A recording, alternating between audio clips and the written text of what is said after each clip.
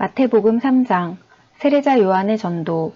그 무렵 세례자 요한이 나타나서 유대의 광야에서 전도를 시작하였습니다. 요한은 이렇게 말했습니다. 회개하시오, 하늘나라가 가까이 왔습니다. 세례자 요한은 예언자 이사야가 말한 바로 그 사람입니다. 광야에서 외치는 한 사람의 소리가 있다. 주님의 길을 준비하고 주님의 길을 곧게 펴라. 요한은 낙타털로 만든 옷을 입고 허리에 가죽띠를 둘렀습니다. 그는 메뚜기와 들에서 나는 꿀을 먹고 살았습니다. 예루살렘과 유대 지방과 요단강 주변에 사는 사람들이 모두 요한에게 나아왔습니다. 그들은 자신이 지은 죄를 고백하고 요단강에서 요한에게 세례를 받았습니다. 수많은 바리새파 사람과 사두개파 사람들이 세례를 받으러 왔습니다. 요한은 그들을 보고 이렇게 말했습니다. 독사의 자식들아, 누가 너희들에게 다가올 하나님의 벌을 피하라고 일러주었느냐? 너희는 회개의 열매를 맺어라. 속으로 아브라함이 우리의 조상이다 라고 생각하지 마라. 하나님께서는 이 돌로도 아브라함의 자손이 되게 하실 수 있다. 도끼가 이미 나무 뿌리에 놓여 있다. 좋은 열매를 맺지 못하는 나무들은 모두 찍혀 불에 던져질 것이다. 나는 물로 회개의 세례를 준다. 내 뒤에 오실 분은 나보다 능력이 더 많으신 분이다. 나는 그분의 신발을 들고 다닐 자격도 없다. 그분은 너희에게 성령과 불로 세례를 주실 것이다. 그분은 손에 키를 들고 타작 마당을 깨끗이 하여 알곡은 곳간에 두시고 쭉정이는 꺼지지 않는 불에 태우실 것이다. 예수님께서 세례자 요한에게 세례를 받으심. 그때 예수님께서 갈릴리로부터 요단강에 오셨습니다. 예수님께서는 요한에게 오셔서 세례를 받으려고 하셨습니다. 그러자 요한은 이를 말리면서 말했습니다.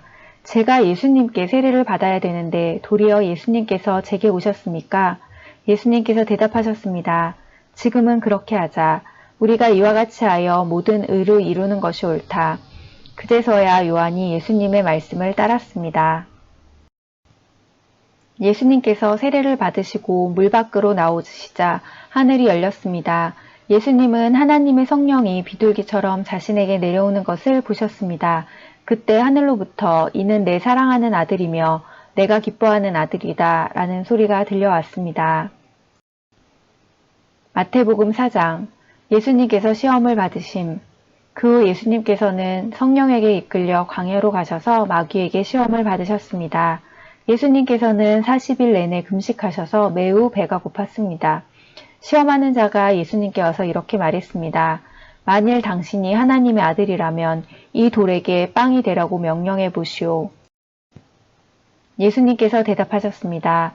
성경에 사람이 빵으로만 살 것이 아니라 하나님의 입에서 나오는 모든 말씀으로 살 것이다 라고 기록되어 있다. 그러자 마귀는 예수님을 거룩한 성으로 데리고 가서 성전 꼭대기에 세웠습니다. 마귀가 말했습니다. 만일 당신이 하나님의 아들이라면 뛰어내리시오. 성경에 하나님께서 당신을 위해 천사들에게 명령하실 것이다. 그들은 손으로 당신을 붙잡아 발이 돌에 부딪히지 않도록 할 것이다. 라고 기록되어 있소. 예수님께서 마귀에게 대답하셨습니다. 성경에 주 너의 하나님을 시험하지 마라고 기록되어 있다. 다시 마귀는 예수님을 높은 산으로 데리고 갔습니다.